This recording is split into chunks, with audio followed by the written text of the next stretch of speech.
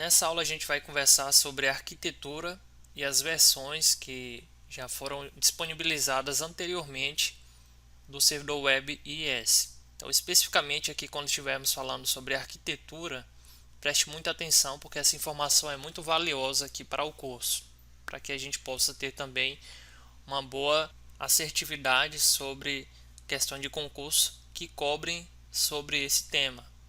Então, a primeira coisa que é importante que você compreenda aqui é que a arquitetura do servidor web IIS ela é uma arquitetura modular. Então, ela é orientada a módulos, dividida em módulos. Então, você vai ter o kernel level, né, que vai ser exatamente sobre esse camarada que a gente vai começar falando, que seria toda a parte básica do servidor web. E você tem novos módulos, módulos adicionais, módulos de terceiros, inclusive, que você pode adicionar para dentro da tua arquitetura.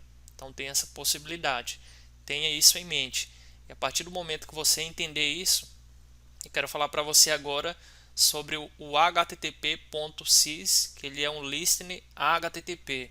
E ele vai residir exatamente no level do kernel, aqui que é mais importante da arquitetura do servidor web IIS. Então esse listener HTTP, o listener é o que? Ele vai ser o ouvinte, alguém que vai estar ouvindo as requisições HTTP, e a sua tarefa é o que? Interceptar requisições HTTP e enviar para quem? Enviar de volta para o IIS. Então veja só, vamos tentar contextualizar essa informação. Nós falamos aqui de um listener que é chamado http.sys. Então eu coloquei essa informação em negrito não por acaso, porque realmente é uma informação importante e você tem que saber que esse listener ele vai residir exatamente no level do kernel da arquitetura do IIS. E qual que é o objetivo desse listener? Ele vai interceptar requisições HTTP e vai enviar novamente para o servidor IIS. E aí para isso é interessante que antes da gente continuar aqui a gente relembre um pouco como é que funciona as requisições HTTP.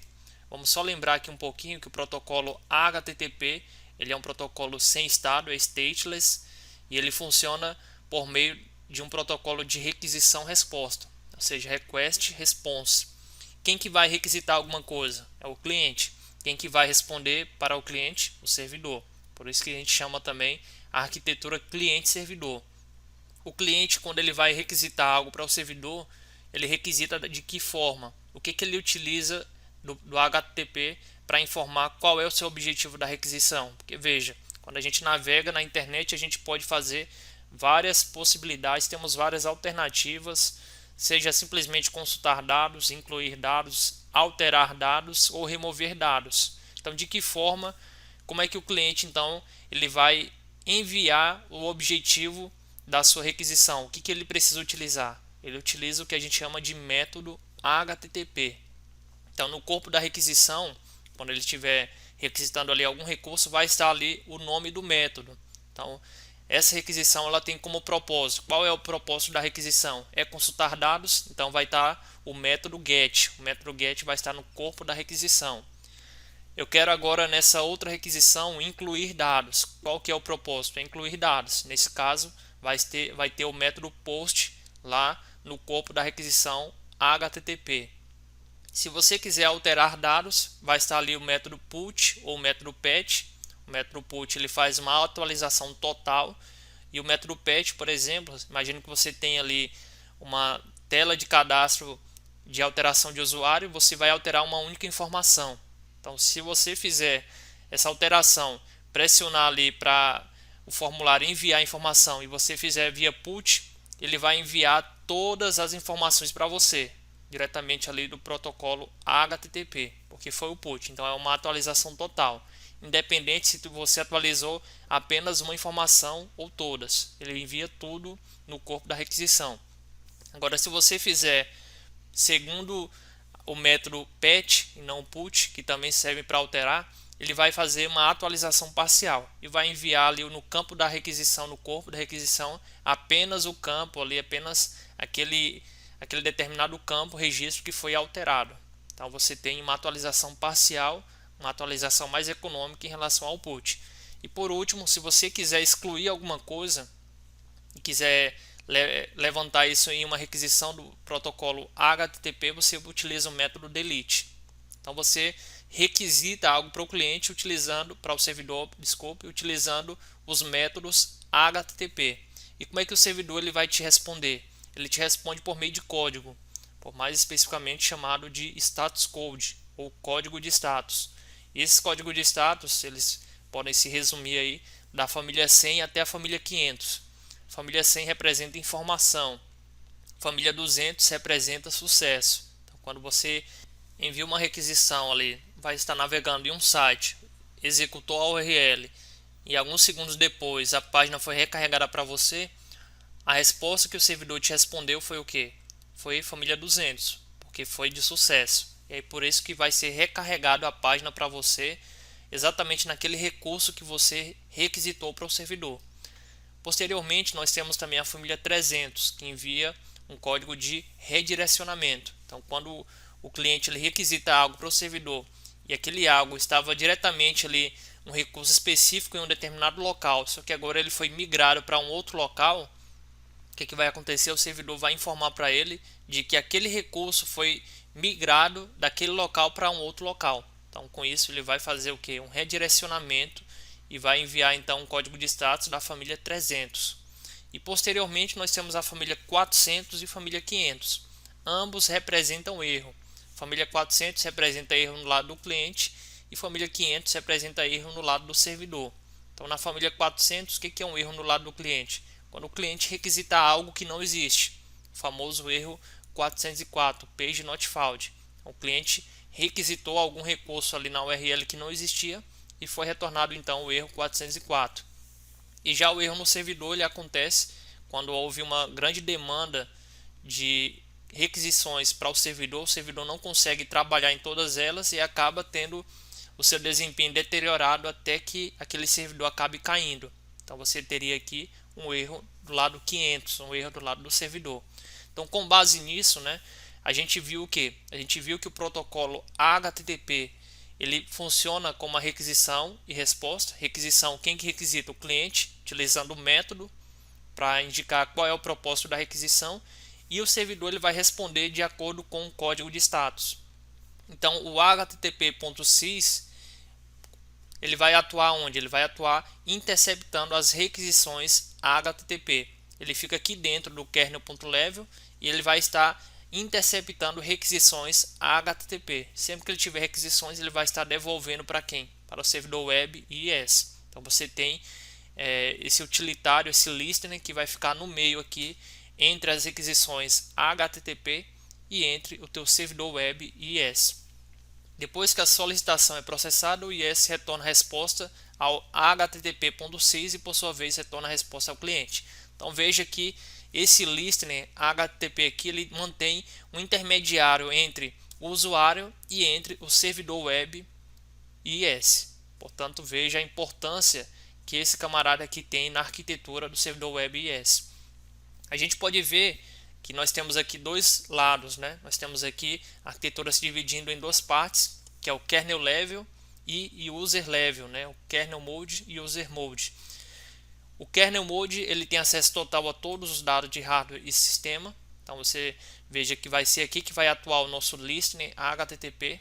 Então ele tem um papel muito importante. Podemos dizer que ele é o coração dessa arquitetura aqui do kernel level. E nós temos o user mode, que não pode acessar o hardware diretamente e tem acesso limitado aos dados do sistema. E por que ele tem um acesso limitado aos dados do sistema?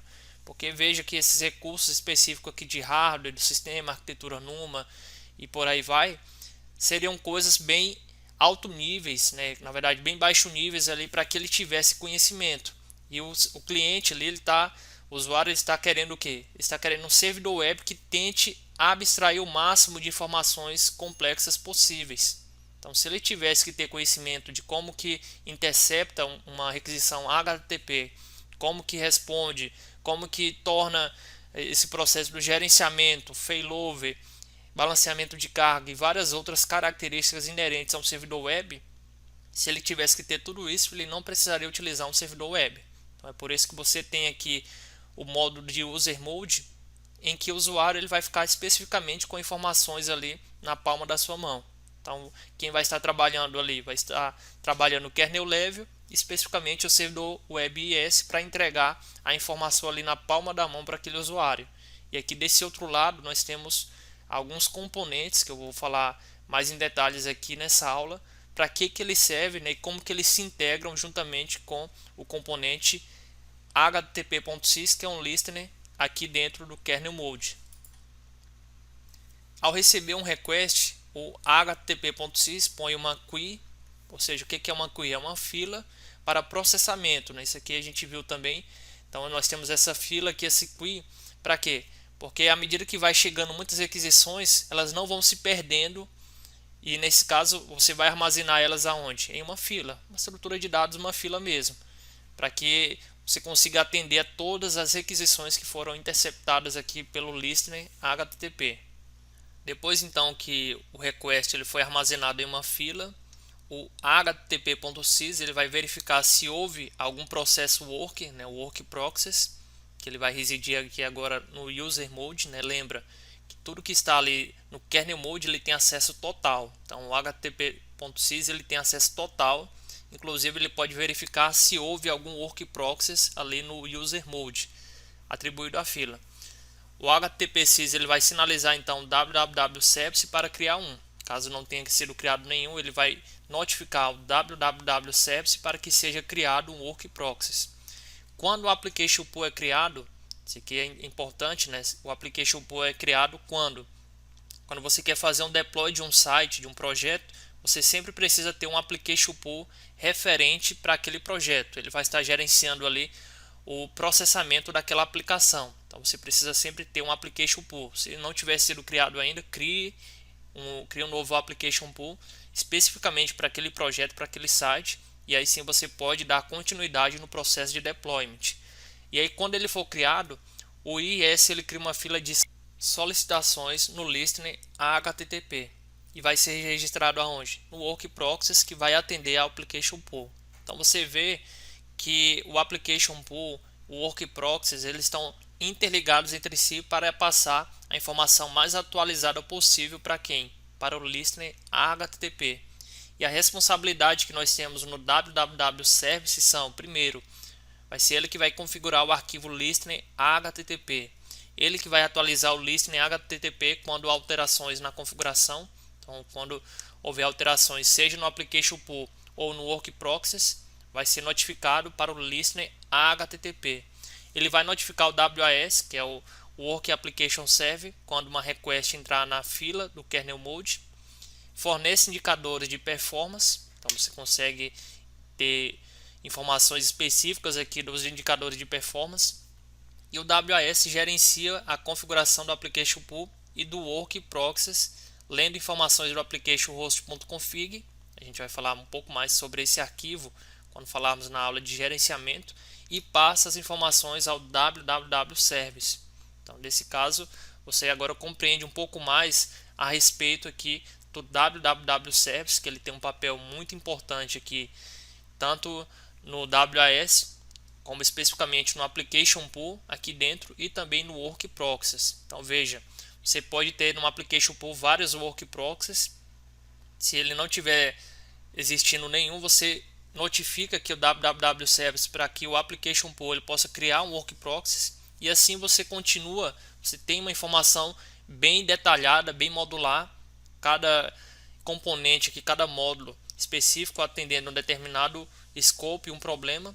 E o www service ele vai estar notificando quem? Configurando o kernel level, né? No caso o listener HTTP aqui, e vai estar notificando ele sempre que houver alguma novidade aqui no work proxies e também no application pool.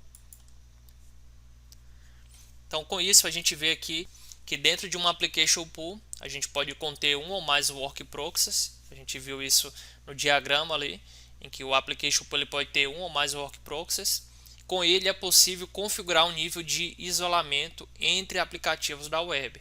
Então lembra daquela característica que eu falei para você, que a gente consegue ter o isolamento entre aplicativos aqui no servidor web IS? Pois bem, a gente consegue por causa do application pool, porque dentro dele você vai ter work proxies referentes a cada projeto, a cada aplicação, e assim você consegue isolar um aplicativo de outro mesmo que ambos estejam ali no servidor web IIS.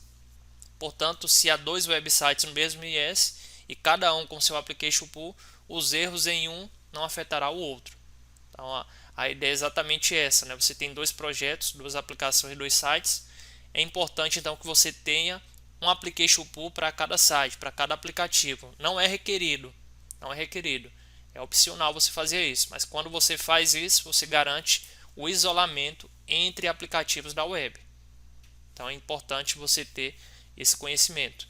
Quando você tem esse isolamento, os erros de um aplicativo não serão afetados em outro. E o Work Proxies, esse processo ele vai executar o ASP.NET no IIS, é responsável pelo gerenciamento de todas as requisições provenientes do listener HTTP, que é o http.sys. Não se esqueça desse utilitário, né? Esse utilitário aqui é muito importante. O Work Proxies vai ser onde o ASP.NET é executado no IIS. A gente fala muito do ASP.NET, mas poderia ser aqui o ASP, poderia ser também outra tecnologia com base no que a gente viu anteriormente nas aulas. Então, a despeito de tudo isso que a gente comentou, o listener HTTP ele vai interceptar a requisição HTTP e vai passar para o IIS. Toda vez que um application pool é criado, é também registrado no http.sys, que mantém seus IDs. Assim, o http.sys identifica o application pool da request. Então, você vê que pelo fato do listener HTTP estar do lado do kernel mode, ele tem um conhecimento holístico do que acontece em toda a arquitetura. Obrigatoriamente, cada aplicativo hospedado no IIS está atrelado a um application pool. Como eu citei para você, se você quer fazer o deploy de algum aplicativo no IIS, você precisa pelo menos criar um application pool para aquele aplicativo. É requerido isso. É requerido. O que eu falei que não era requerido é caso você tenha mais de um aplicativo, aí você ter que criar um application pool para cada aplicativo. Isso aí não é requerido. Você pode, por exemplo, utilizar um application pool que você já tem e abarcar dentro dele mais de um aplicativo. Você pode tranquilamente. Mas quando você faz isso, você não garante o isolamento entre aplicações dentro do servidor web IIS. Agora, se você quer manter o isolamento entre aplicativos, você vai ter um application pool para cada projeto, para cada site dentro do servidor web IIS. Então, resumindo aqui da Opera, a primeira coisa que eu quero que você entenda do lado esquerdo, nós temos aqui o Web Server. Então, aqui nós temos o Web Server IIS. Eu falei para você que é baseado e orientado a módulos. E de acordo com a versão 7 em diante, existem alguns módulos que são os módulos mais importantes que já vêm dentro dele. Os outros módulos você pode instalar e adicionar diretamente ali no seu projeto, tranquilamente. Você pode adicionar em um determinado momento, se não quiser mais, pode remover, porque os módulos eles têm uma dependência muito baixa, tem um acoplamento muito baixo, é como se fosse ali uma pecinha de um quebra-cabeça. Você pode colocar e no tempo que quiser tirar, você tira tranquilamente, isso não vai causar nenhum erro ali no teu projeto, na tua arquitetura. Você vai ter também o IIS Manager, caso você queira trabalhar com gerenciamento de arquivos, de extensões aqui dentro da tua arquitetura. A gente vai falar mais sobre isso na aula de gerenciamento. E você tem também a configuração do sistema, que é toda feita em arquivo XML, boa parte dela, né? A gente vai falar um pouco mais também em aulas posteriores. Então, com base nessa arquitetura modular, como que os componentes eles interagem entre si. Então, você vai ter o kernel mode de um lado, e dentro do kernel mode você vai ter quem? Você vai ter exatamente o listener HTTP, que é o http.sys, que é o camarada mais importante. Ele vai interceptar toda a requisição HTTP. Olha só onde é que ele fica aqui. Ele vai ficar aqui fazendo essa intermediação entre o web server IIS, vai ser tudo isso aqui a arquitetura, e entre o cliente, a requisição do cliente. E aqui dentro da arquitetura do web server IIS, nós temos aqui o WAS, que está ali no lado do user mode. Nós temos o www service, temos o application pool, e aqui dentro do application pool eu tenho o que? Eu tenho os vários work proxies. Cada work proxy ele vai manter lá e vai estar executando o ASP.NET ou o ASP ou outra tecnologia que você estiver utilizando no seu projeto. E dentro de cada work proxy você vai ter também os módulos que você importou diretamente para aquele projeto. E por último, né, como é que o HTTP.sys ele vai estar ciente das modificações que ocorrem aqui no lado do User Mode. Nós temos aqui o www service que vai estar entrando em contato aqui, veja no passo número 5, ele vai estar entrando em contato e vai estar atualizando o que está ocorrendo aqui no User Mode para que o HTTP.sys ele possa interceptar corretamente as requisições HTTP. Então, na dúvida, depois você analisa direitinho essa imagem aqui e veja por meio aqui das setinhas e dos números como que ocorre aqui o direcionamento de cada processo aqui em relação a essa arquitetura. Então, essa imagem aqui ela ilustra muito bem como é que funciona a arquitetura do servidor web IS e qual a responsabilidade de cada componente oriundo dessa arquitetura aqui do servidor web. Por último, eu queria comentar também um pouco sobre algumas versões, e aqui é apenas um quadro que informa as versões referentes ao sistema operacional que nós tínhamos. Então, nós tínhamos a versão 1.0 no tempo, com a versão Windows NT 3.5.1, posteriormente a versão 2.0 com a versão 4.0 do NT, e aí adiante, né, quando a gente vê aqui na versão 5.0, nós já trabalhamos com o Windows 2000, sistema operacional, o IE 5.1 com o Windows XP, e aqui basicamente a versão 6.0 também com o Windows Server 2003 e o Windows XP também. E basicamente houve uma mudança grande a partir da versão 7 em diante. E a versão 7 inclusive ela já está dando suporte aqui para a versão Windows Server 2008, né? E o Windows Vista. Versão 7.5 também, 8.0, 8.5 e vai evoluindo ainda mais, né? Nós estamos aí atualmente na versão 10 que tem suporte com Windows 10 e com Windows Server 2016. A ideia de colocar essa informação aqui nessa tabela é mostrar para você que já tem muito tempo, né, que o servidor web IS ele está em execução no mercado, desde a versão 1.0, e de lá para cá ele vem evoluindo cada vez mais, né? A versão número 7 em diante foi realmente uma versão de plot twist, foi onde realmente houve um crescimento massivo do servidor web IS e ele vem evoluindo cada vez mais rápido desde a versão 7.0 até a versão atual, a versão 10.0.